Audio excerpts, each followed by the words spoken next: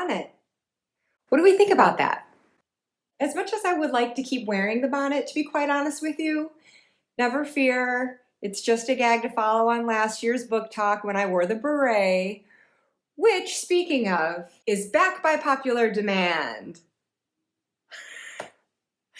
I kind of wore it as a joke last year, knowing it would make me a bit punchable, actually, but you folks seem to like it. So while I gave you no choice last year, this time you have really only brought it on yourselves. This one's on you, okay?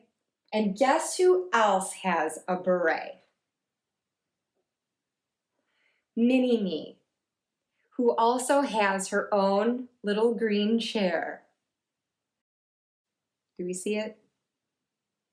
Do we see it?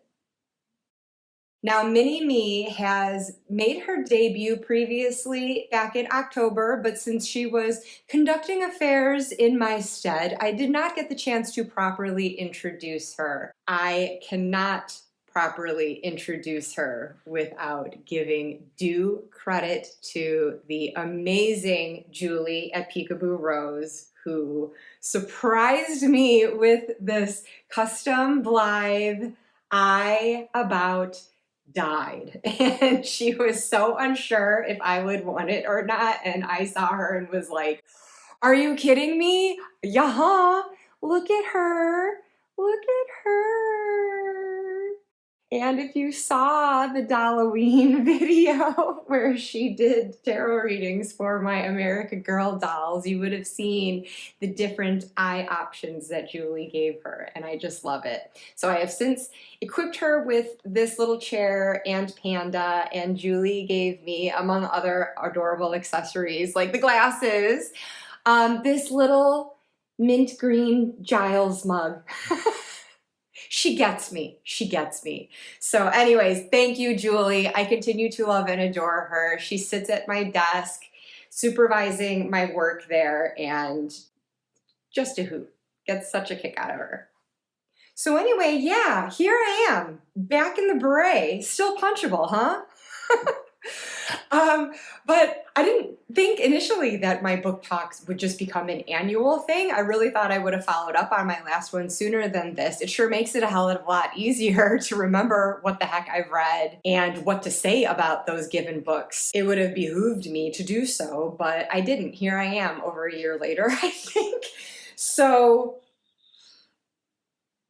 fortunately, I'm not a fast reader, so it's not as many books as most of you would probably cover over a year. And it's kind of funny because I consider myself a very bookish person, but I am just slow at everything that I do in life, so reading is no different. And even with the fairly limited quantity, it's still a lot to me, so I will do my best to be brief with each one. I'm not looking to get super detailed on any of these, but I will give you my honest reactions to the best of my recollection for what it's worth to you. I just felt remiss if I didn't follow up with the books that I have read since last time and what I am currently reading and have in the immediate queue to read. So without further ado, let's hack into this stack. I am opening my Goodreads app to help me along the way since I don't have every book here physically, but I have also assisted myself with Post-it notes. I've got things organized here by genre. There is some overlap though. Okay, so not that tarot fiction is a well-defined genre out there, but that is going to be my first category because being a predominantly tarot channel that I've got going here, I did read a few tarot-themed novels, a couple of which were given to me by a friend, including The Tarot Reader of Versailles, which is historical fiction following Mademoiselle Lenormand. So, she is operating a very prosperous divination parlor out of Paris. Marie Antoinette is probably her most illustrious client, and so it is following through the events of the French Revolution and Mademoiselle Lenormand getting caught up in all of that alongside a fictionalized character from Ireland who also has divination abilities. She is currently visited by the Morrigan and is able to complement Lenormand's abilities quite well. They each bring something different to the tarot table. And it was super interesting. It read very quickly. I am fascinated both by the history of the French Revolution, Marie Antoinette, and I really didn't know anything about Lenormand as a person, so this is interesting how she's been fleshed out, but I do acknowledge the fact that it is historical fiction, so there have been liberties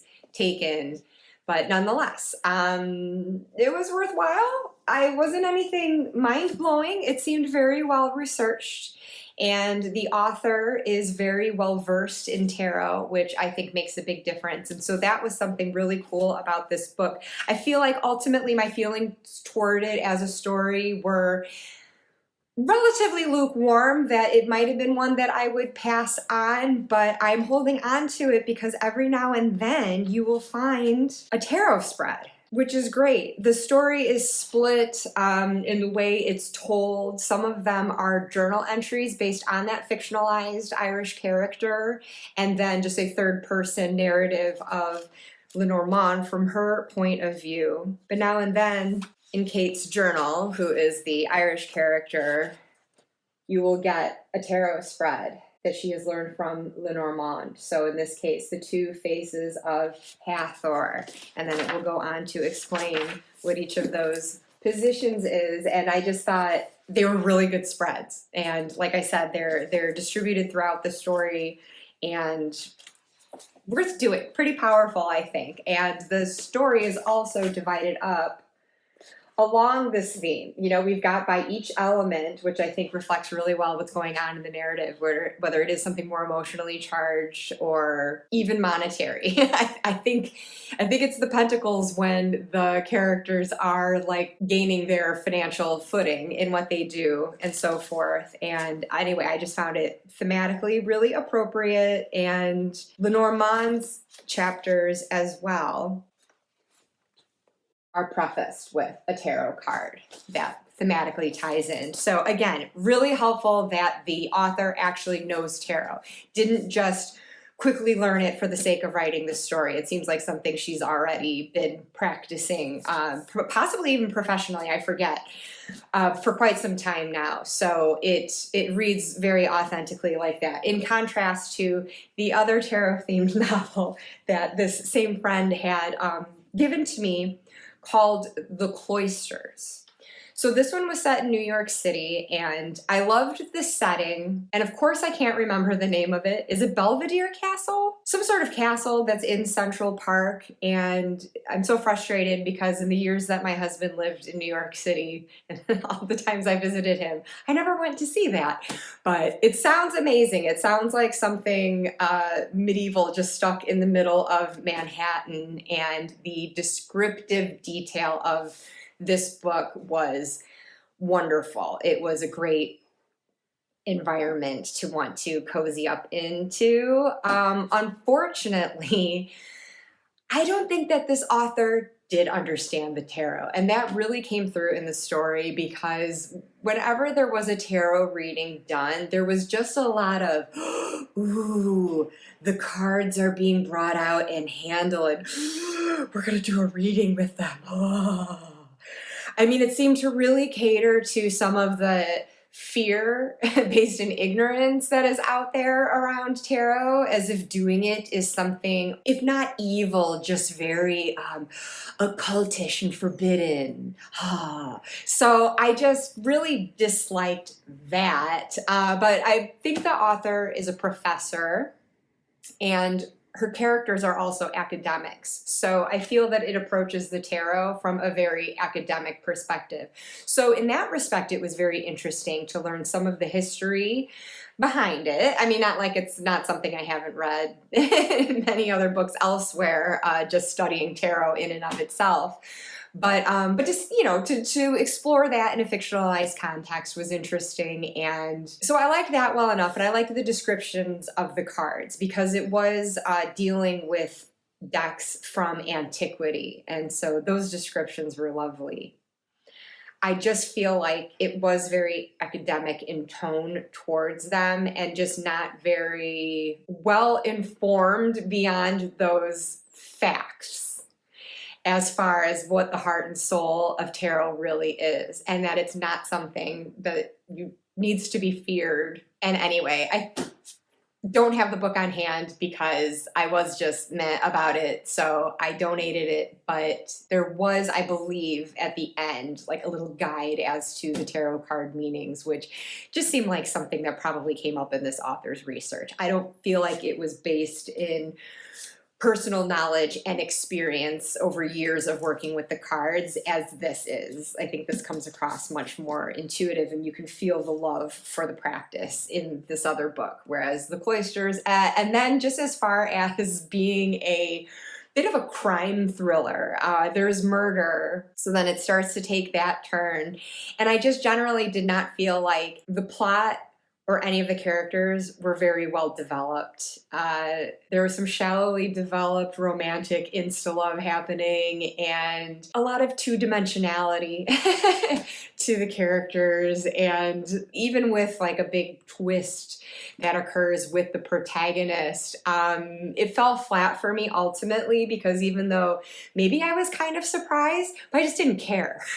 I just didn't care by that point. I couldn't invest in any of the characters, and so it just, I think the storytelling itself could have used a lot more to bolster it. But what I will say for that author is that the language of it was beautiful. The description, the figurative language, that was wonderful. And I really think that would have benefited this tarot-themed novel, The Fortune Teller.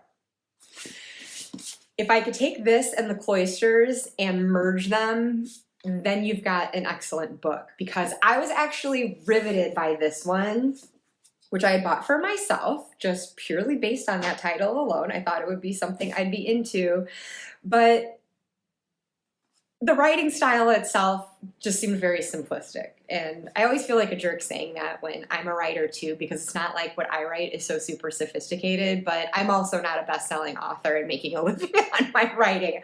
I'm doing it basically as a hobby. It's just something that I enjoy doing and will keep doing until someone stops me. But in this case, it's following this character who, as it says in the summary here, appraises antiquities for an exclusive Manhattan auction house. So again, involving tarot decks of antiquity, one particular one actually.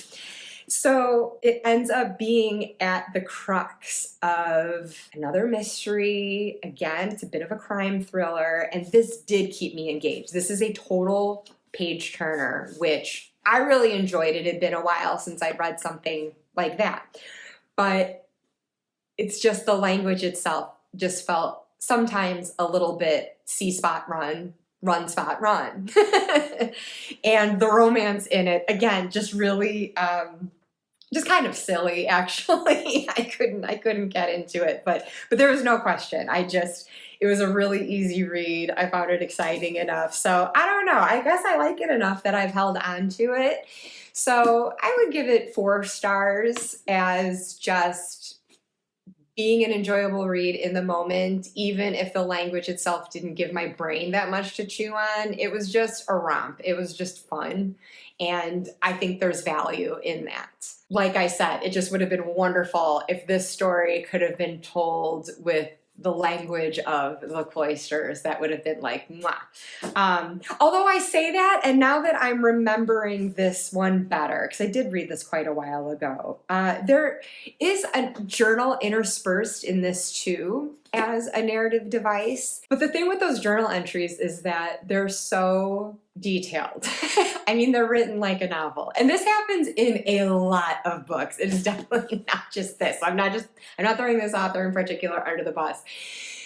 A lot of times it's like we're expected to believe that someone sitting and reflecting on past events can remember every word that they said, and not only sharing that conversation, but using quotation marks and like structuring it as dialogue, and along with all of the dialogue tags and actions that characters are doing as they're having the conversation instead of just sort of recalling the gist of it. So it's that kind of detail that I'm like, I really don't think someone would be writing and recording their experiences quite like this. This has the benefit of an author sitting to it and writing it like a novel. So there's stuff like that that strains the believability. So I'm just saying, like, if you do pick up this book, don't go into it expecting it to be realistic.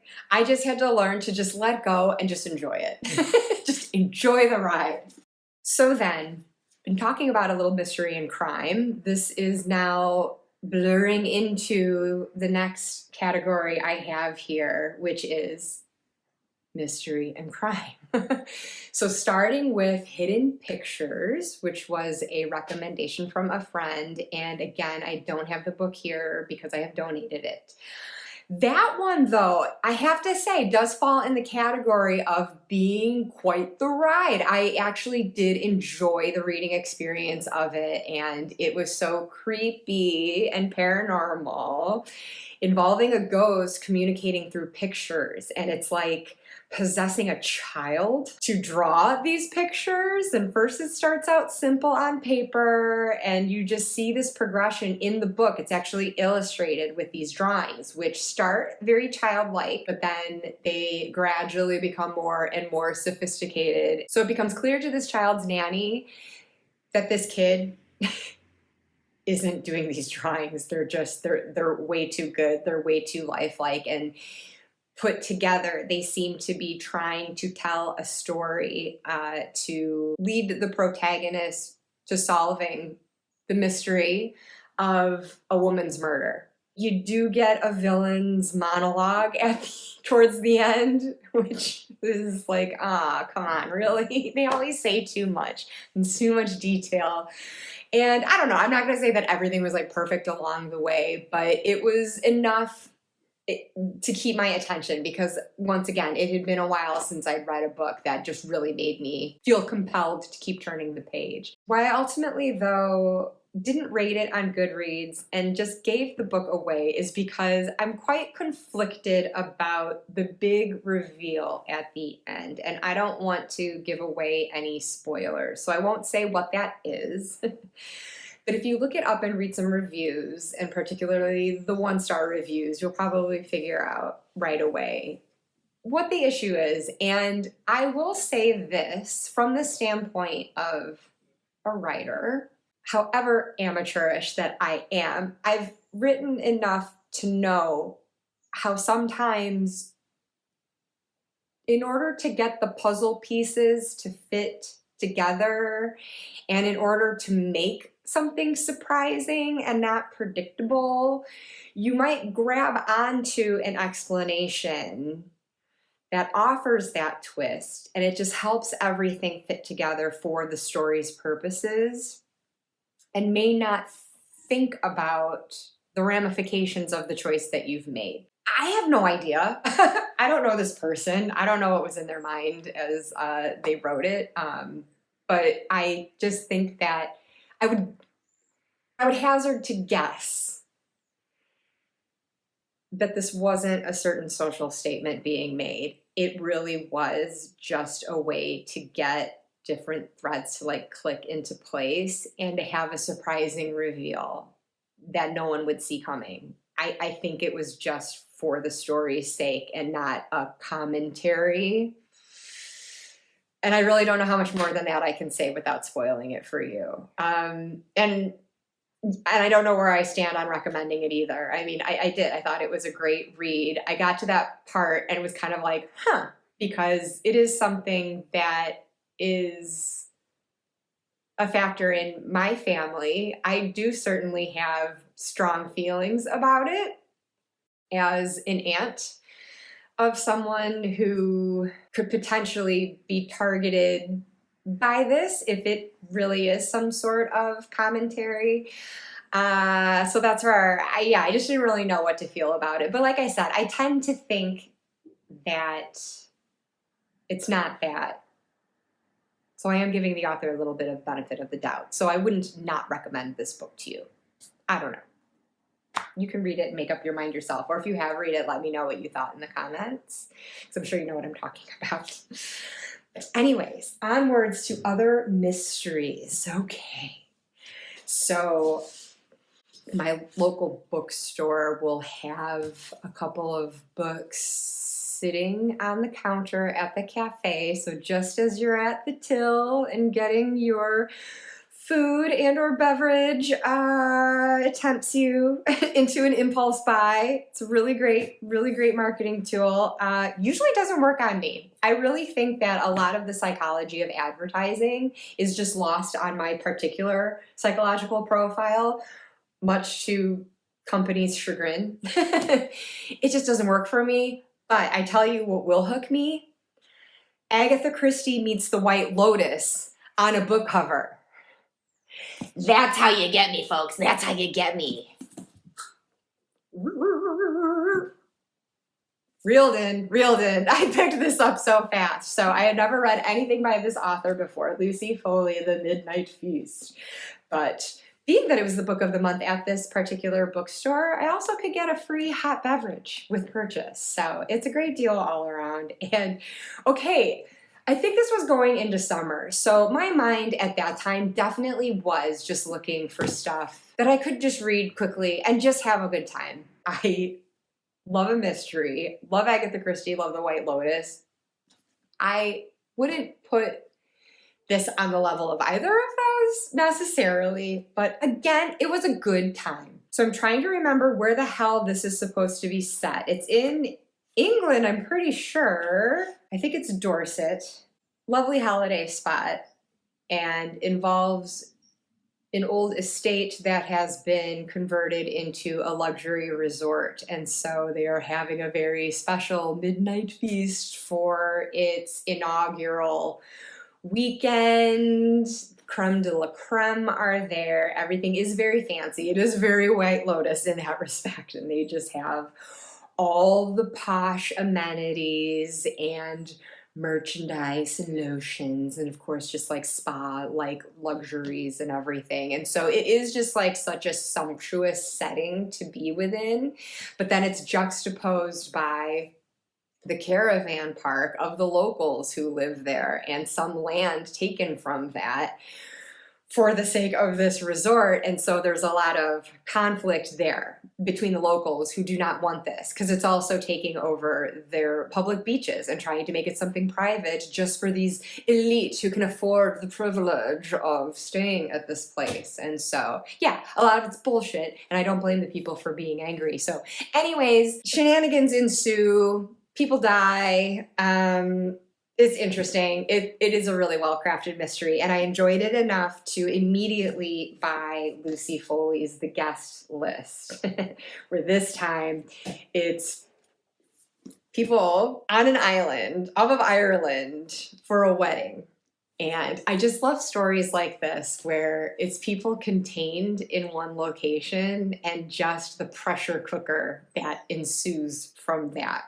When you bring in some people's pasts and past conflicts, yeah, it's great. So, I mean, it starts right away. You can see someone's dead, or at least very bloody, and it just goes from there. So I think both of these were structured where it like goes back and forth for like after the crime was committed and then taking you back to the events that led up to it, and just keeps alternating from there. And so obviously that's what keeps the suspense going and keeps you turning the pages. So good on her. I will definitely read more by this author when I am in the mood for that kind of mystery. So again, this is how you get me, like a darker, funnier The White Lotus. Can you tell I like that show? This is set in Greece. It is another like holiday resort horror type book. Or not horror, just thriller. And then the summary, it said how the author takes elements of Daphne du Maurier and Patricia Highsmith, who wrote The Talented Mr. Ripley, and blends them with her own unique sensibility to create an unforgettable thriller of rare intelligence that cements her reputation as one of the most exciting and original authors of her generation. Whoa. Okay, well, I think I ultimately gave this 3 stars because it is beautifully written. This is a literary mind who undertook this. However, following on what I was saying before about these journals that get into such detail and actually write out dialogue with quotation marks and everything and just getting into novelesque detail with it, we are supposed to believe in this book that this character is sitting in the middle of the night writing on hotel stationery, basically a third of this novel in one sitting, complete with dialogue and I'm not going to say excruciating detail, but a lot more than you would use just writing a letter to your spouse before you're going to take off. So, huge suspension of disbelief. And, you know, I was willing to do it to finish this story. It wasn't a super long one, but that was just a bit much for me. I really could not get past that. And I wasn't enjoying this book enough to get past it. It could have been such a good idea. I think the idea was like having found evidence that this is actually just a compilation of what was found after all these people are gone and something huge has clearly gone down. Like if you're investigating the scene and these are things found on scraps of paper and audio recordings maybe and whatnot. So it's, you know, like a found footage type thing. And that's such a cool idea. That's such a cool idea.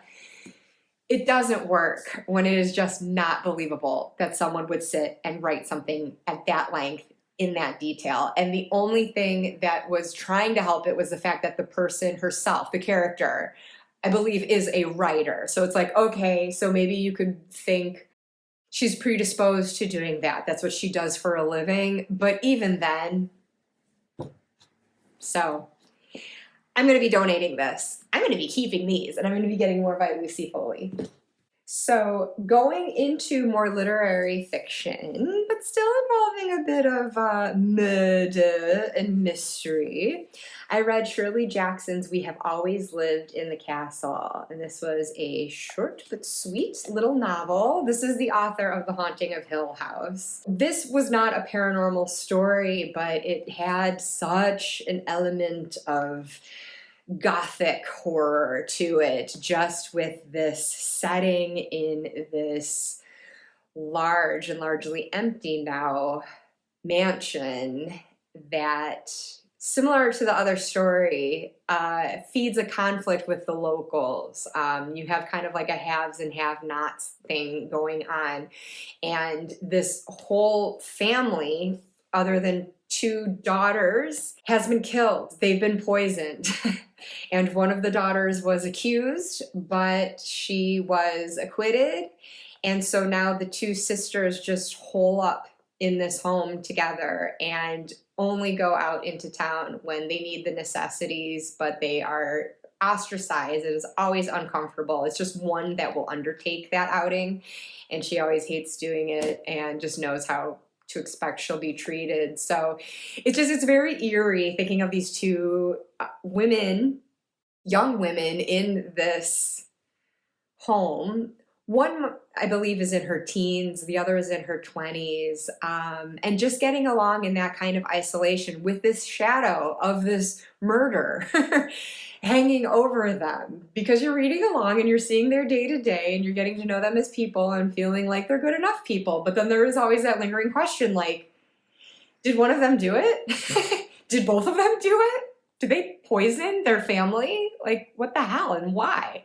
So that's just a really interesting thread that goes all the way through. And I'm obviously not going to give any spoilers on that. But, you know, if you're talking like mystery and crimes, this is a really inventive way of going about that without it being like a, you know, fast-paced page turner with all this action and everything. It was very much more of a like character-driven study and what motivates them in the present, what may have motivated them in the past, and then this external conflict around them with the townspeople that reaches a great crescendo. So I really enjoyed it. Shirley Jackson's excellent. I need to read more by her.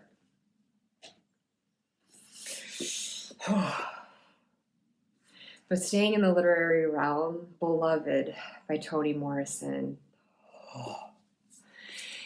This one had been on my list for a while, but I knew it would be hard. I knew it would be heavy.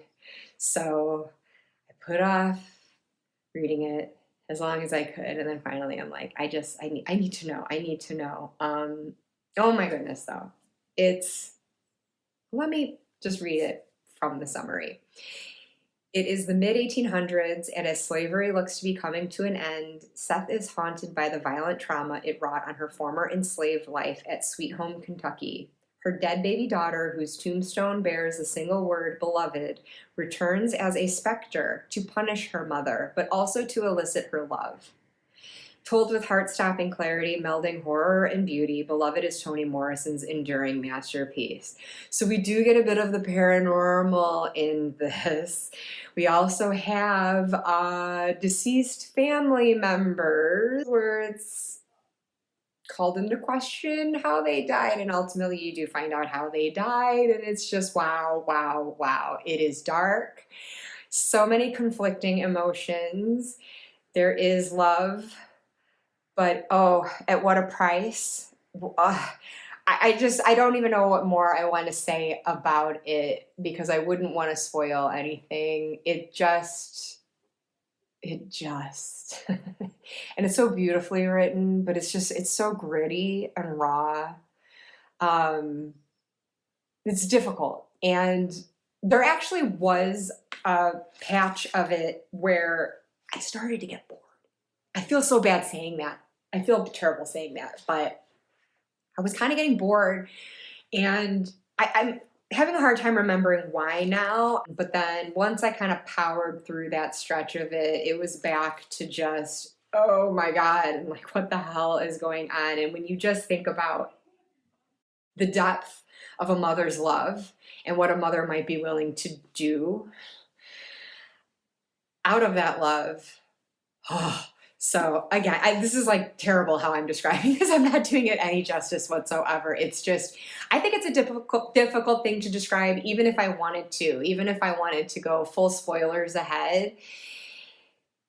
Again, if you're talking character-driven study, it's so powerful. So it's like I recommend it, but as a reading experience, I wouldn't give this 5 stars, even though it's amazing. It deserves that. My reading experience of it, though, being that it got kind of slow, if I got kind of bored at parts, that makes me kind of push it down to 4 stars. But it was tremendous, and this is absolutely staying on my bookshelf. I don't know if I'll ever be able to bring myself to read it again, but it had a deep enough impact on me to keep it for sure. So, speaking of paranormal, let's get into our next category here. This one I was reading over the span of a few years, to be honest. The Haunting Season, Ghostly Tales for Long Winter Nights. And this is an easy one to spread out over years because it's an anthology. So it's a group of contemporary authors who have each contributed a wintry ghost story for this, and there have since been 2 more compilations like this released. I think with some of the same authors and then some additional ones, and I absolutely want to pick those up. I didn't get around to it this past winter, but I fully intend to read them. But anyways, I think this was 8 stories. And yeah, very gothic horror, which is what I like best. That moody, broody, atmospheric, slow burn. Especially in the winter, this is just the kind of story that I want to be curling up with. Something in the vein of Henry James' Turn of the Screw, and that is just the atmosphere that I seek. So yes, I won't say any more on that because there's several different stories to cover, but definitely worth checking out if you're looking for a cozier winter read, because it's in the tradition of doing that. That's how the Turn of the Screw starts out. People just love a ghost story, and it was just such a social thing to gather and share one. So I love it. It felt very, very in the Victorian tradition to do so. Then there was the ghost cat. And this one just caught my eye on a bookshelf at my local bookstore. I saw a cat and I saw ghosts. I mean, these are two things I love. So put them together and oh, what does a ghost kitty get up to? This was so cute. The cat's name is Grimalkin. And speaking of Victorians, he's a Victorian cat who unfortunately does inadvertently get poisoned. I think it's lead poisoning. It's an accident and he passes away. But because he has lived a very sheltered life, he didn't really expend his 9 lives. He was very much an indoor kitty, didn't get up to a lot of adventure and mischief. So after he dies, he goes to this afterlife where he encounters a cat god, basically, who tells him, you haven't lived all of your 9 lives, so you can go back as a ghost and let them play out, jumping through time. So there is a little rhyme that this is all based in. It's an old English proverb that a cat has 9 lives. For 3 he plays, for 3 he strays, and for the last 3 he stays. And I think that because Grimalkin has stayed in the house, he's already lived one of those lives, so then he gets to live 2 more staying in this house in Edinburgh. But then he gets 3 where he gets to stray and explore elsewhere. And then for the 3 where he plays, he gets to be a poltergeist and actually like physically move stuff around and interact with the environment. So it's really funny. And he does end up back at the house. And for each life, he is pulled from the time period that he's in and like immediately thrust into another. So it becomes more than just this cat being reincarnated over and over again. And actually, I'm sorry, he's not reincarnated. He is always a ghost. He doesn't come back to life as an actual living, breathing cat. He is just haunting this house and the surrounds in Edinburgh. But it becomes this exploration of British history as he transcends time. And it's like if Forrest Gump were a ghost cat, but his experiences transcended not just decades, but centuries. Because this cat always seems to reappear in a new life at a pivotal time of British history. And so it takes him a moment to get acclimated of when he is. He knows where he is, but when is he? And so he sees the different trends in fashion and music and technology, and he leaves little notes of them at the end of each chapter. It's really cute, of the little things that he observes, the strides that mankind is making in its progress. And it's really cute. And I have to say, this was one that didn't keep me riveted. I did keep putting it down and picking it up with long spans of time in between. But once I vowed to just like sit and finish it, because it's not very long, I was crying by the end of it. This is just such a story that I love. This is the kind of stuff that I write, as far as looking at a certain location through spans of time and just thinking of all the different lives that occupied the same space and the layers of history and emotion that just accumulate there. So ultimately, I thought I was getting bored with it like about halfway through, but I ended up just loving it. So this one is staying with me for sure. It was very endearing. The whole concept, very cute, and a very clever way of reflecting on history. So moving into nonfiction now, but staying with the paranormal. I have The Mothman Prophecies. I picked this up after developing a proper obsession with the docuseries Hellier. And perhaps you've seen the documentary film The Unbinding by the same people, Greg and Dana Newkirk. I have such a couple crush on them right now. I have been devouring their Haunted Objects podcast. They are so interesting. They always get compared to Ed and Lorraine Warren because they are this husband and wife paranormal team who will go in and do investigations, but they are nothing like the Warrens. And if you don't know who I'm talking about, the Warrens, they are who the Conjuring franchise is loosely based on. Very loosely based on their case files. But yeah, no, Ed and Lorraine Warren, little dodgy. They think everything's a demon. Definitely a Bible thumping approach to their investigations, and they are very controversial.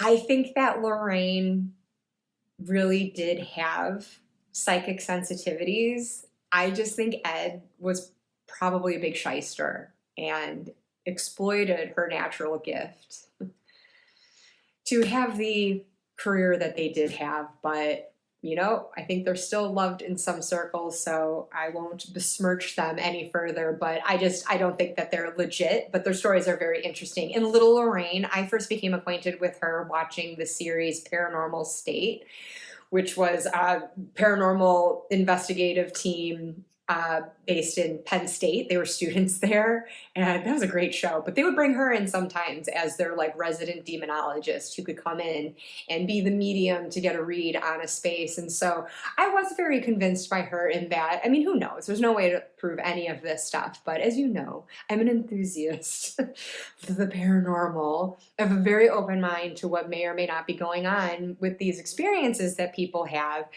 And Lorraine, I'm willing to give benefit of the doubt to, but I think together, I don't know. It's very suspect how above board they actually were. So anyways, Greg and Dana are nothing like this, and they go in very skeptical, but also very open-minded, which is the way to be. Be open to anything, but don't be a sucker for anything. And don't get on a track in your mind where you're only going to be confined by confirmation bias from there on in, like what our ideas of ghosts are and everything. And they bring in aliens, the mind. It's too big for me to get into right now. They're just fascinating. Just consume some of their stuff, whether it's their documentaries or podcasts. They're just fascinating, and they're willing to explore and experiment with anything in any way that they need to.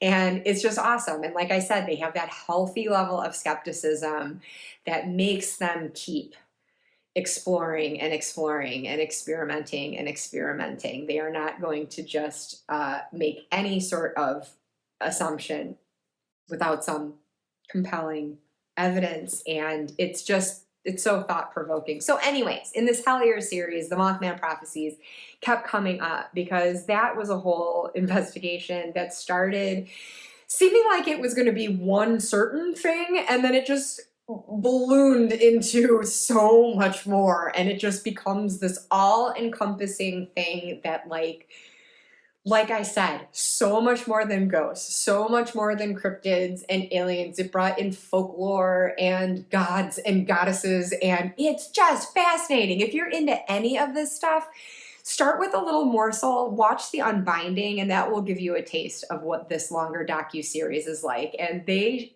are due to release the 3rd season of Hellier sometime this year, I think. I hope, because it's just amazing. But this was story, like I said, nonfiction, written by a journalist in the 70s, exploring these encounters that people were having in Point Pleasant, West Virginia. A lot of sightings of this Mothman. There is a particular character who comes into play that does seem rather extraterrestrial-like. So it does bring in a bit of that, and the Men in Black term. I don't know if this guy coined that, but it's not what we think of it as. It's not the Will Smith movie. The Men in Black are actually the extraterrestrials. They're the ones who come and appear human, and try to act human to the best of their ability. And they seem to wear suits, and they seem to have certain shared features. It's so creepy. It's so creepy. So a lot of people were encountering them, and then this John Keel gets enmeshed in it all. And basically, the big culmination is this horrible, tragic bridge collapse that happens that sends all these cars into the water and led to mass death. And so there's speculation that perhaps the Mothman, rather than being a form of evil or any sort of threat, is maybe just a harbinger of that kind of catastrophe happening. Maybe it was a warning to the town. I don't know. Again, it's one of those things that just like you think it's going to be one thing. It's just going to be this exploration of this one particular cryptid, and it becomes a whole other thing. And almost gets like conspiracy theory-ish involving tapped phones and stuff like that. And just, it has you questioning a lot. And it's just, yeah, it's really intriguing. So I'm glad that I read this. I would like to read more that the Newkirks have read and will reference through the work that they share, because tremendous food for thought. Again, just going beyond anything that you'd see in a typical ghost hunting show. But speaking of that, this is written literally by guys that featured in Ghost Hunters. Elements of a Haunting. A friend gave this to me, knowing how much I do love these ghost hunting shows. And these guys were like the next generation ghost hunters. But I found this very interesting because I am working on something right now involving paranormal investigation. And so I needed to read a lot of this stuff for my research, and everything brings a little something different. I had read books by Amy Bruni and Adam Berry, who are my favorite original ghost hunters, and I just love their compassionate approach to everything. I got to meet them both at the Missouri Paracon last year, which was just, but I've learned not to try to talk to people. They say don't meet your heroes, and in my case, it's not because they're going to disappoint me. It's because I am only going to disappoint myself. I choke whenever I try to approach people at events like this. I mean, I've done it at the Comic-Cons with Buffy actors. I need to stop. I need to stop doing it, because I get up there and then don't know what to say and end up being a huge dork. And then now I'm doomed to spend the rest of my life thinking like, they think I'm such a nerd. They think I'm such a nerd. As if they even remember who I am. They don't. But that's the problem. I want them to be my best friends. And, it never happens. I'm all about not just the paranormal, but the parasocial. So anyways, I don't have that kind of relationship with these guys, though. I wasn't as familiar with them. I have seen their Ghost Hunters episodes, though, or at least some of them. But anyways, what I'm getting at is Amy and Adam approach things one way. These guys certainly approach in a similar way, but they're very into the tech of it all. They got into the actual equipment involved and really, really trying to come up with a scientific method for ghost hunting and standards and classifications that they would like the whole industry to be unified with, to have some sort of common ground for them all, as they do approach everything in their very different ways. But if there could at least be this universal classification system for hauntings, it seems to be the goal that they set here. But they are very scientifically driven. They're trying to make it not look like such a pseudoscience, and also very skeptical. They don't want to be quick to cry ghost if an EMF reader that's reading electromagnetic fields could be going off for a very logical explanation. It could be electricity within the building. There's all sorts of factors involved that can set some of these ghost hunting devices off. The walkie-talkies that these people use on these shows can trigger their equipment. Cell phones can trigger it. So for television, of course, that stuff is done on purpose for something to happen on cue. So you have to question every time someone thinks that they are in conversation with the spirit. Just because a device is going off at the right time, there could honestly be a producer behind the scenes who's clicking a walkie-talkie or a cell phone or something to set it off at just the right time. So I just found it really useful to see what they seem to believe was helpful, all of the different metrics that they try to collect at once and cross-reference with each other to be convinced of something, or at least open to it indeed being supernatural versus natural. But if we want to talk about different approaches to this, I also read Scream Queen by Yvette Fielding, and I'm sorry, I'm just giggling. I'm sorry. Before Ghost Hunters, I watched Most Haunted, which is a British ghost hunting show. And it is a hoot. I mean, I was totally sucked into it because it was kind of the first of its kind. It did precede Ghost Hunters.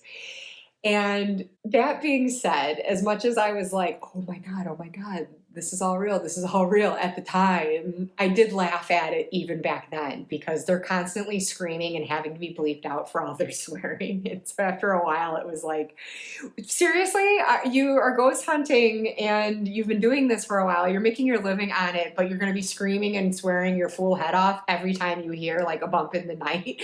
So it was just sort of like comical in that respect. And I do feel like they play a lot up for the cameras and didn't really use the technology that you can see other investigators using. And I don't know, in retrospect now, I'm like, I wouldn't buy a thing that happens on that show. Not because there aren't hauntings at the locations that they visit, but I just think that their approach is very much for television. And again, I'm sorry, Yvette, because she spends this whole autobiography insisting it's not, that it's real. And when they scream, they're truly scared. So I'm not trying to discredit anyone here. I'm just giving my personal observations and opinions.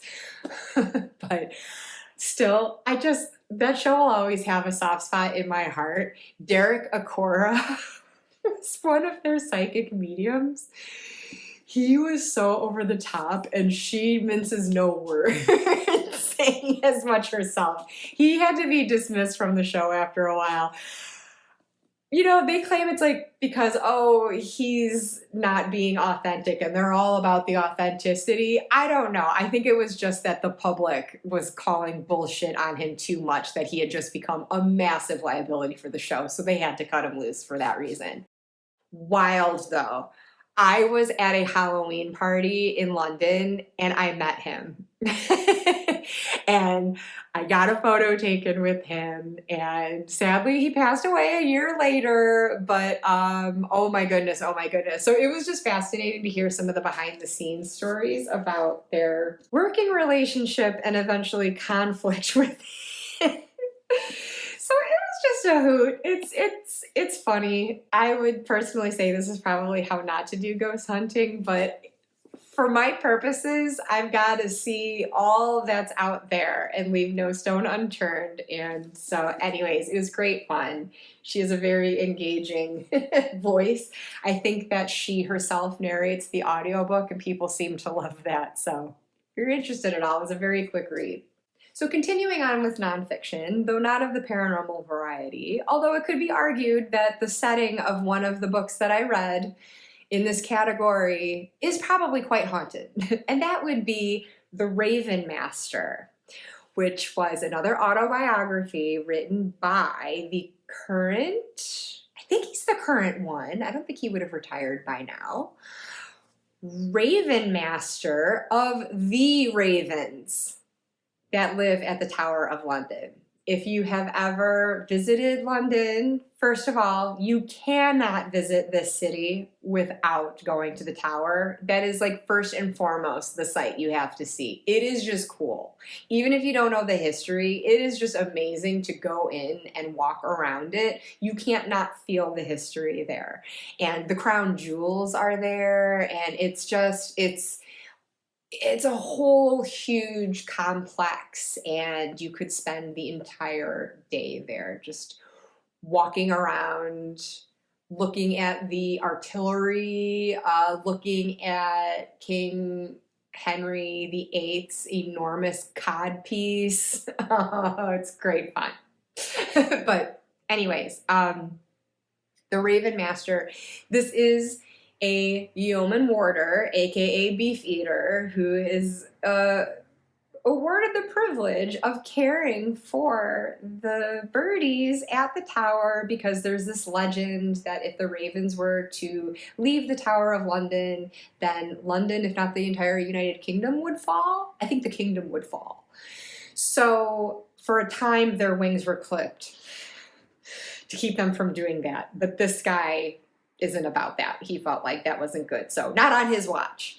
So he has his ways of kind of keeping them around, but there is an exciting story of one that made an escape and had sightings. I think they eventually found it in Greenwich across the river.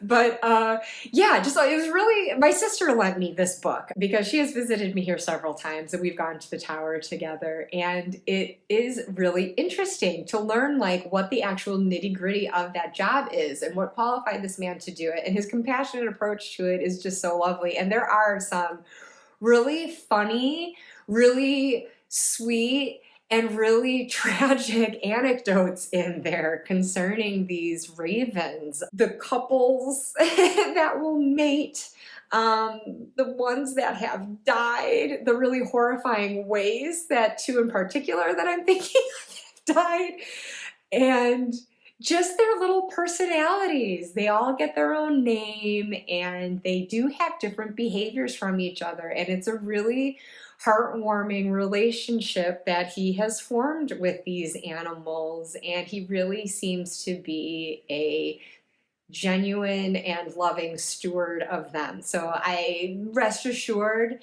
they are in good hands. So yeah, that was a really like unexpected but interesting read. So I recommend it if you're interested in British history and would like to focus in particularly on these extraordinary corvids. I don't have it with me now because I gave it back to my sister, who actually gave it back to her daughter, who was the one that had originally lent it to her. So it wasn't for lack of love that I gave it away. But venturing into very different territory now in the realm of nonfiction, it's a broad genre, no? I tried to come up with the subgenres as best as I could, but I don't know. I guess we could say we're going into women's health now. A book that I did give away because I didn't see the sense in holding on to it. Once I read it once, it wasn't going to be one that I would read again, and it's not like it was a medical resource that I would want to go to time and again. But it was called A Strange Period: Insights into the Bizarre Experiences of Perimenopause. So don't worry, I'm not going to belabor this topic, but I would have a lot to say on it because I am just in the thick of it. And I know those of you out there that are too. It is something that seems to come up a lot. And yes, when you're a woman of a certain age, it just tends to dominate your daily life and identity. I don't think any of us expected to be so knocked on our asses already in our 40s. Is that fair to say? We all thought this was something further down the line? Yeah? No. So anyways, this book, A Strange Period, was basically these women had surveyed a focus group of women. I think maybe they even held workshops with them and then just got written experience from them sharing their anecdotes of perimenopause and categorized it through the book based on what aspect of it women had things to say about. And it was a hoot. You know, it was just like very brief, again, anecdotal statements made by women just sharing little stories. And it's such a crazy thing because it's, you know, it involves so many different symptoms and not everyone is going to experience all of them and not everyone's going to experience the same ones as each other, and some are going to have it worse than others. And so it is just very across the board. So it was just interesting to read though what women had to say and where they kind of fell along like the spectrum of livable and horrible of each of these symptoms, and just kind of funny ways that it manifested through their lives too. Really humorous. I had moments where I was laughing out loud, actually with tears in my eyes. So it was good from the sense of knowing you're not alone. And obviously I know that, but like actually getting to hear people open up and share things, because I think they did it in writing, because I think there is a lot that even today, when it seems like you're constantly hearing about it, and that's a good thing. I feel very fortunate to be in this stage at a time where women's health is being prioritized more because it is absolute bullshit that it hasn't been. Why wouldn't it? It's half the population. Well, we know why, don't we? Do I have to say it? So, anyways, I think there's still a lot of stigma around it though, and just embarrassment, just straight up embarrassment. I mean, all our lives we've been living with this thing that it's messy, it's unpleasant, it doesn't make you feel well, and you're made to feel like it's gross and you need to keep it secret. And oh, God forbid if someone saw that you had a tampon in your purse or your pocket, like we're just sort of like made to feel like we're supposed to be embarrassed. So now we're finally at a time and an age, frankly, we're more willing to talk about it because the filter is thinning. So we have less shame because this is such a humbling experience. This is worse than adolescence, I think. And that's just what they don't prep you for. You don't learn this in middle school when we're learning about our bodies and how they're changing. No one's really teaching us about this kind of change. And even doctors are alarmingly ignorant of it. So it's very good that they're looking into it now. You can bet there's going to be a cash grab out there about it though. So, I mean, ladies, we really have to be discerning in who we're taking our advice from and who we're getting our like products and services from, because I think it's also going to be something that's massively exploited now that people know, oh, there's money in this because this is half the population. So, yeah, the double-edged sword of that. But anyways, on the whole, it's a good thing, though, for it to have more attention. We just have that much more work cut out for us to educate ourselves so that we can navigate this smartly and try to relieve ourselves of some of the struggle of it. So anyways, to the extent that there are some things still, though, that people might feel quite embarrassed about admitting out loud, that comes out in this book, and I appreciated that they were willing to be candid about it. And the experience of reading it does just kind of make you feel like you're in a self-help group and everyone is sharing their stories. So yeah, it was good for that. Like I said, once I read it once, I didn't feel the need to keep it, so I donated it. But along the same lines, I read The New Menopause by Dr. Mary Claire Haver. I got this after hearing her speak on Dax Shepard's podcast, Armchair Expert. So she was an expert on expert discussing this. And she was one of those doctors who was once in ignorance of this. And now she's attacking it because she's of the age. She's going through it herself and she feels terrible now how even she was treating the women years ago who were coming in with these complaints of all these symptoms that are so seemingly random ass, but now they realize is all tied in with this transition.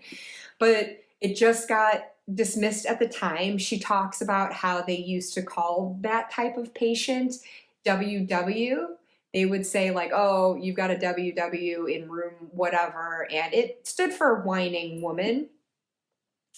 And the remedy was usually to prescribe some wine. Just go home and have a glass of wine. You'll be okay. Just calm down. Just calm down. Don't be hysterical. So, it's kind of how it's been treated.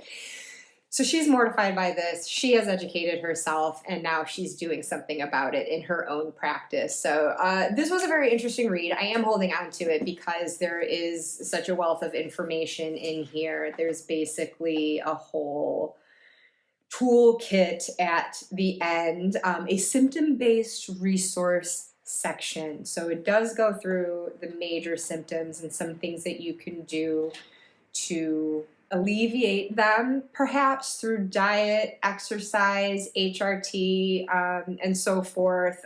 There's an extensive list of references, like recommended reading, that you can pursue to further your own research on this. It is definitely pro-HRT, and I understand why now. I used to always be wary of it, but I'll say I am a lot more open-minded to it now, and she says exactly why a lot of us were scared off of it. It's for the reason that women were yanked off of their hormones early 2000s because of a study where the data was grossly misinterpreted.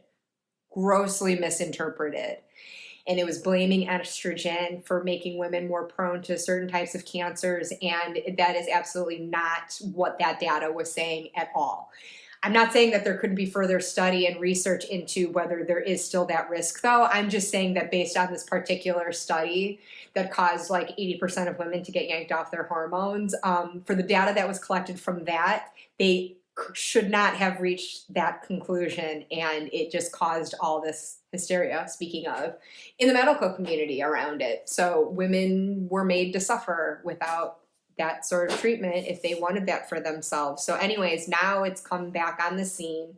I think there is still a lot of research that we need to do ourselves to make sure it's the right thing for us. I mean, hormones are always fluctuating, so it's not like we really have a base level to go on. So I think it's very like trial and error, hit or miss, what cocktail you're supposed to take. But I mean, I do know people who are seeing some relief, but I've also heard stories of some unexpected side effects. So it's one of those things. I'm not on it yet, and I do say yet because I'm going through it, man. I'm having a struggle. And so it's definitely, like I said, something I'm open to, but you know, one thing at a time. I'm tackling one health issue at a time. I do highly recommend this. You know, if this is something you're going through, you read it and make up your own mind on it. I mean, obviously this is a doctor who offers hormone therapy for a living now. So it behooves her to promote it here. So we have to think for ourselves, ladies. We do have to think for ourselves. But I didn't feel like she was overly pushing it here. And she definitely does acknowledge that there are certain people who should not go on it. So anyways, there's a lot outside of hormone therapy that's discussed in here. And so for that, I find it an invaluable resource. It's very comprehensive. So now this is going outside of women's physical health, but perhaps into the emotional, spiritual, Venus, by Lisa Lister. So it says, attune with Venus's astrological cycle, discover her sacred teachings, and work with her powerful energy to honor and reclaim your radiant life force. From Mary Magdalene to Eleanor of Aquitaine, from Isis to Sophia, from Atlantean queen Ashtatara to literary queen Anais Nin, so many women know and have known the power that Venus in all her many expressions holds. This activating initiation into Venus's codes will support you to honor and reclaim your divine feminine wisdom and embrace love, beauty, and liberation in every area of your life. So it seems appropriate to follow on this feminine experience that I've been discussing with such strong goddess energy here. This sounds amazing. This should be amazing. This is my one DNF of the past year. I am so sad to say. I'm so sad to say. I read the first few chapters. I'm donating this. Cutting my losses. I can't. It should be amazing with all of the female figures and deities that she references, and I was just wanting this wonderful synthesis into this greater Venus goddess energy. And I'm not saying that that doesn't happen in this book, and maybe I am missing out on some amazing ritual and like actionable plans that you can do to work with this kind of energy, because that is what I would sincerely love. I can't get past the writing style. That's it. I can't get past the writing style. The content itself might be amazing, so I'm not discounting the knowledge and the experiences that this woman has, but first of all, I can't stand how this is written like a typed letter. Like, you don't have indented paragraphs, like these space, like it's weird formatting that's kind of distracting to begin with, as is that font. This just doesn't like feel like a book. It's just not the typesetting that I would expect from that. And I know that that's silly, that's petty, that's a very superficial thing. It's not just that, it's this. Really bloody loved! All about it! Do!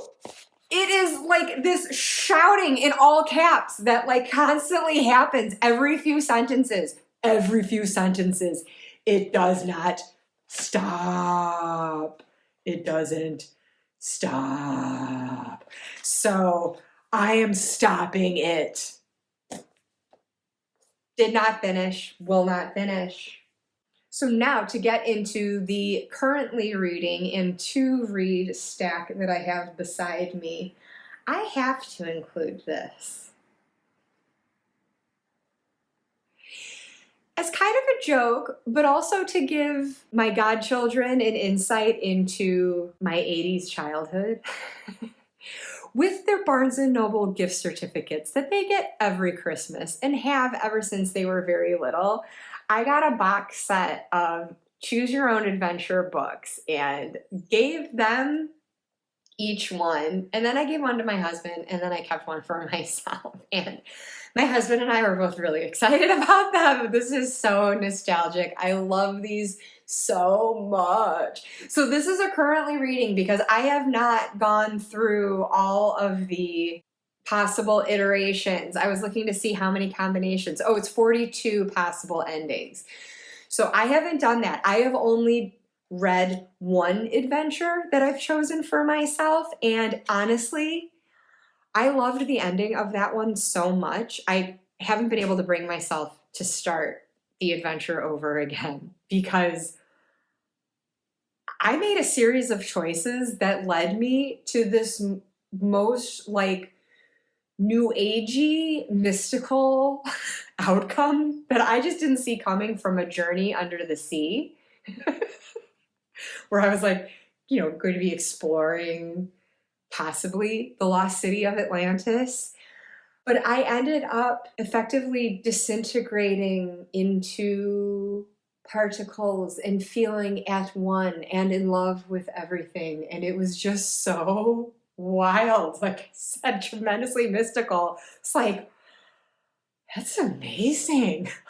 I think I hit the jackpot on the ending. So I'm kind of sticking with that one for a bit. But at some time I will pick this up again and try another adventure and surely meet my demise in more than one way.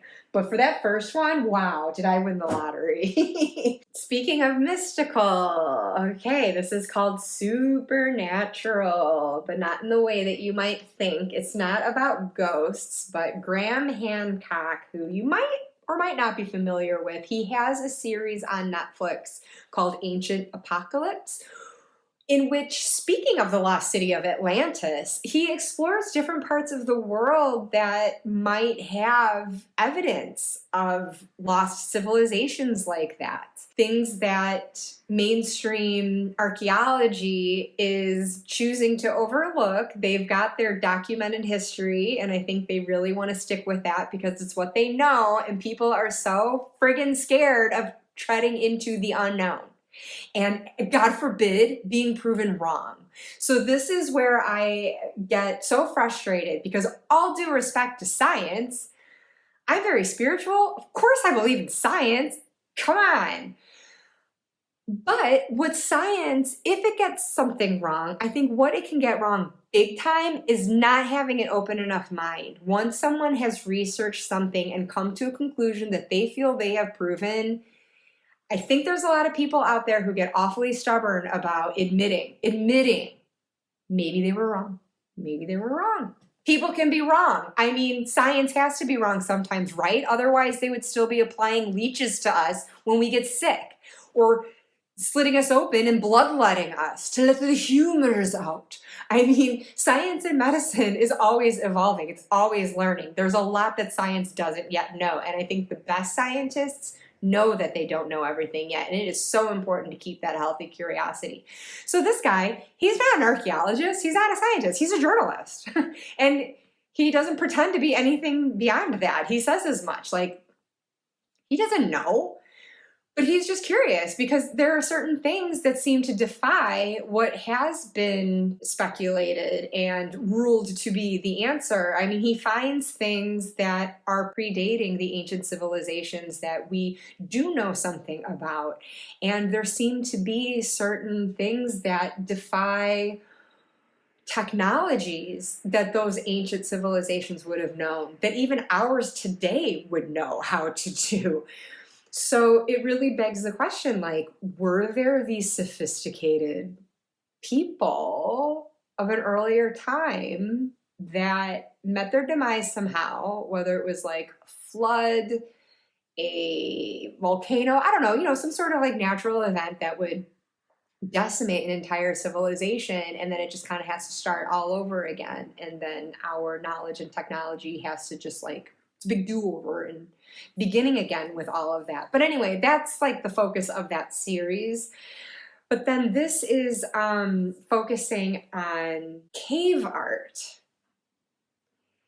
that seems to be depicting more than just primitive man going out hunting.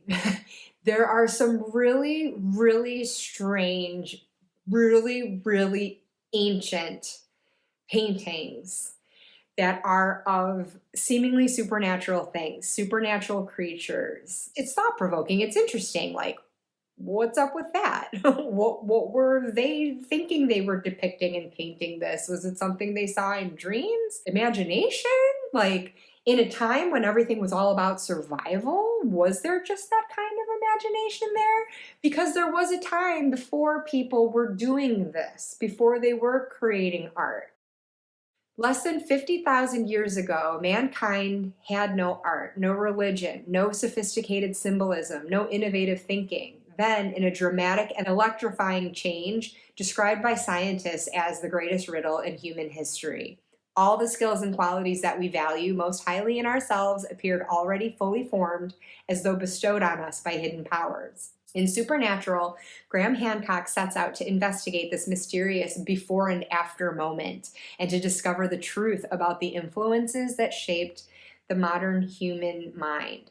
Could it be that human evolution is not just the blind, meaningless process that Darwin identified, but something else, more purposive and intelligent, that we have barely even begun to understand? Ooh. So it's really cool. I personally have my own theory for what happened and caused this before and after moment. I won't get into it because it's based on nothing. Just got a hunch. But no, I've got thoughts. I'm not going to get into that though. But what this is exploring is it's looking at this cave art and it is considering the shamanic experiences had at these locations across these different civilizations that wouldn't have had contact with each other at that time. They wouldn't have had any means to. We're talking so far back, prehistory. So what was going on that they seem to have these shared experiences? If you're finding cave art in Europe that is so similar to what is found in Africa. And I mean, I'm talking very strange, again, seemingly supernatural depictions that are going on. It's really fascinating. And so he's definitely exploring a theory in here, largely tied to hallucinogenics, like if there were plants, type of mushroom maybe, something that might have a hallucinogenic property that would be used in shamanistic ritual, and creating these visions that were then recreated in this art. And if painting it in the caves, are the caves themselves some sort of portal to these dimensions, or were they perceived as that? And it's not dismissing it though as just hallucinations caused by hallucinogenic. It's like exploring the possibility that maybe these things open our mind in a way that it's normally blocked so that we can just focus on our day-to-day mundane lives and just live and survive and get by doing what we have to do with the labor of life. But if there is that like untapped potential in the human mind that is unlocked by this and actually does enable us to see it, possibly hear and feel these different dimensions and these different things that may exist in it. This is all very high strangeness to me. There are really fascinating overlaps happening with the concepts he is talking about and the stuff that Greg and Dana Newkirk talk about. It's really cool, especially if you watch that Hellier series. Caves play a really significant role. So anyways, that's what this is all about. It's interesting. Why not?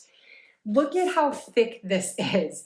He is meticulous, and you can see there's a lot of cave art and shamanistic paintings in there. He himself tries ayahuasca, and I think something else to have his own experience, because he didn't want to just research this and make speculations on it without actually having experienced it himself. So he does have his own personal anecdotes that lead him to some conclusions, and I'm about halfway through it. It's an easy one to like put down and walk away from for a while, which I have done for a bit while I take up some fiction at the time, but when I do sit with it, I am riveted and I just read a huge chunk of it in one fell swoop. It's really cool. Because why not?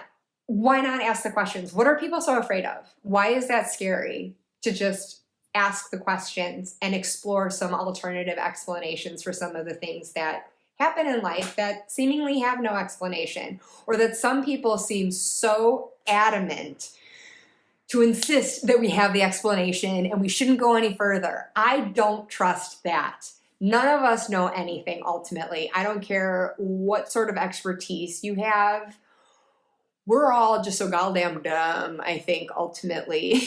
So we do not know jack. So why not have the humility to admit we don't know everything and listen to what some people have to say? We don't have to agree with them. We don't have to believe them. Why can't we just listen? Why do we have to be assholes and shoot it down? Because it seems like that's what this guy encounters at every turn in everything that he does. He has a lot of critics out there, and it just makes me feel like they're so afraid. It's either just ego getting in the way or something more. I don't know.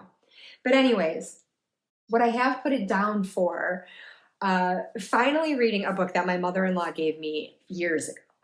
And I feel guilty about that. She brings it up almost every time I see her, which isn't often, but it's often enough that I feel like guilty and I won't admit that I haven't read this book yet. So I'm finally reading it so that the next time I see her and she brings it up, I can be like, oh yeah, and get engaged in a discussion with her. So this is Lilac Girls. It's historical fiction set during World War II, and it's written from 3 different points of view in the first person, as if these characters are speaking to us.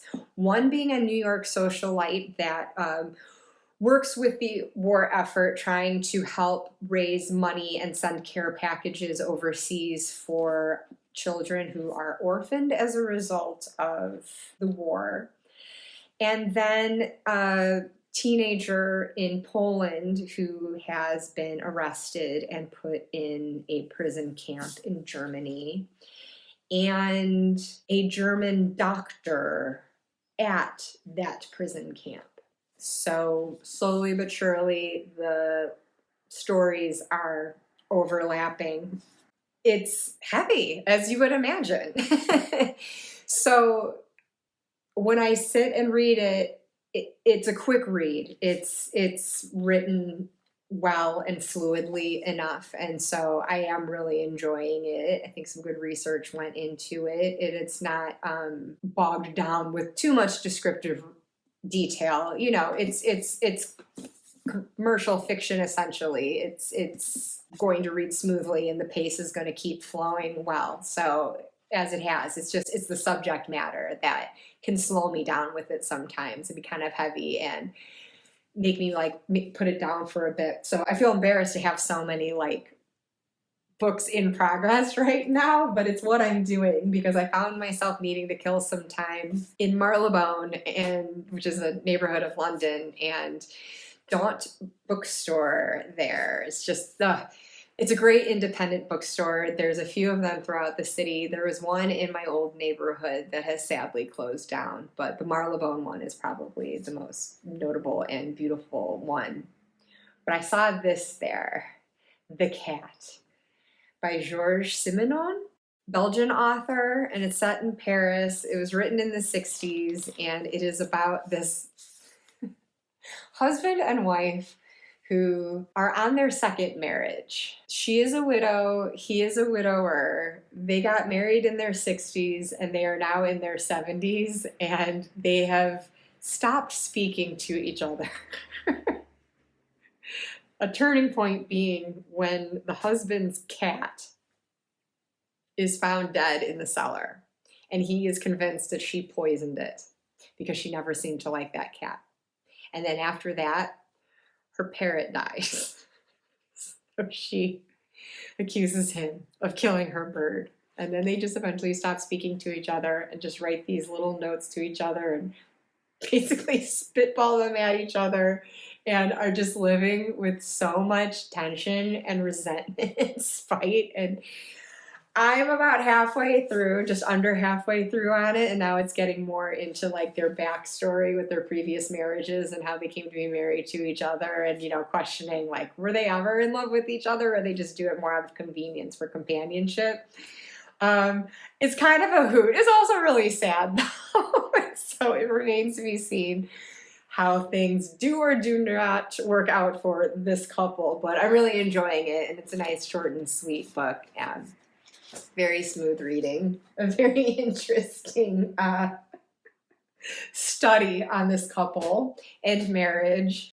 And now to get into the to be read, I mean, I've got a shit ton of books on my shelves that are all waiting to be read, but this is what is more immediately in the queue. A friend who has given me a couple of the books that I've previously discussed also passed this on to me after she had read it, and it wasn't exactly what she was expecting, so she's curious what my thoughts are on it. A Sorceress Comes to Call by T. Kingfisher. So anyone out there, have you read this?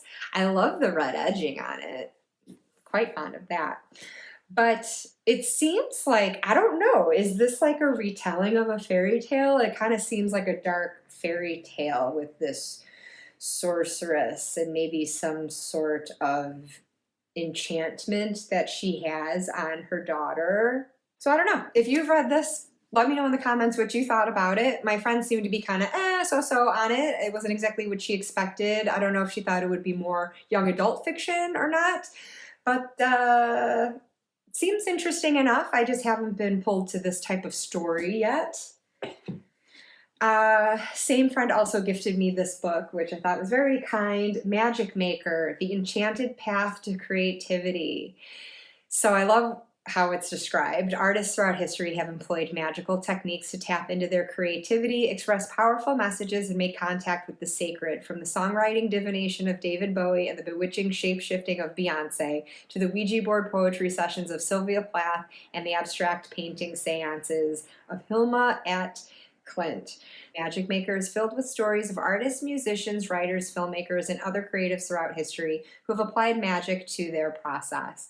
So I just thought that was a very nice gift, since I try to be creative and I am interested in some of the rituals that can help foster that creativity, or at least help me focus on something long enough. Help me with intention setting is often how I approach it. So I am really curious to read this. I've just had so much else in the queue that I dipped my toe into it, but I've since set it aside, and I'll really jump into it when I finish something that I've got in process here. And then I picked this one up the other day too, with the cat.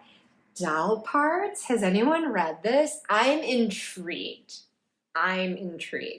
There's a campus legend surrounding the deaths of multiple Sylvia Plath adoring students, all written off as suicides. Aspiring writer Nikki finds herself drawn to the tragic tales, so much so that dead girls begin to haunt her dark imagination. As she digs deeper, Nikki soon suspects there's much more to the story, a suspicion that will lead to a tragedy of its own, one that will tear her and her friend Sadie apart. Ooh, and then it goes forward 20 years, and Nikki is now dead, and Sadie is pregnant by Nikki's grieving husband. Oh my goodness. And told in a dual timeline, Doll Parts is an irresistible debut, at once an exploration of the dark chasms that break apart friendships, an ode to the aching beauty of girlhood, and a sharp portrayal of grief that can physically haunt you. And so one of the quotations here from a review is, sad girl cult, but make it crime fiction. The genre blending Doll Parts is as dark and evocative as tear-smudged eyeliner, as rebellious and moody as a song by Hole. So this one had me at dual timeline. I'm a sucker for that, and genre blending. Hugely love that. I love people that push boundaries, and it's not so like cookie cutter formulaic. And I don't know, this just sounds pretty awesome. So again, if you've read it, let me know your thoughts in the comments, but no spoilers, please, for any of these last few books that I haven't read yet. It's quite a range. My reading list in general seems to navigate a weird and wonky path, largely because it is a mix of what I choose for myself and what I am gifted and recommended and so forth. And so I try to honor the recommendations that people give me, but it also can be overwhelming. So I'm trying to get to a point where I am just reading more so what I'm curating for myself, because I don't read as fast as I would like to. I can't cover that much ground. So when I am taking the time to do it, I'd like it to be what I want to read. And so to help me choose for myself what I would like to read, I picked up this Feral and Hysterical. Mother Horror's Ultimate Reading Guide to Dark and Disturbing Fiction by Women.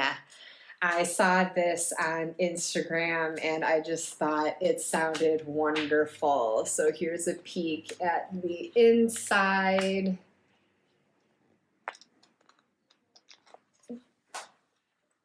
Getting into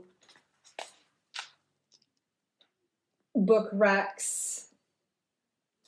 I think this is an excellent place to start. I would like to read Dark and Disturbing by Women. I'm pretty sure I bought this in the wake of reading Shirley Jackson's story. So yeah, I think that this is going to dictate a lot of my reading in 2026 once I get through this to-be-read pile beside me. But I will surely let you know whether it's this year or I wait another friggin' year and I'm wearing another hat as I tell you about it. Anyways, thank you so much for joining me here today. I don't know if you stuck all this out, but I will obviously put timestamps in if you want to jump to the genres and subgenres that pique your interest most. And hey, like I said, I'm trying to minimize the recommendations that I have, but if you do have any based on the reactions that I've had to books like this, if you feel like you've got your finger on the pulse of what I might love, please do. Please don't hesitate to give a recommendation. I would really like to hear it. And until next time then, my darlings, bye-bye and happy reading.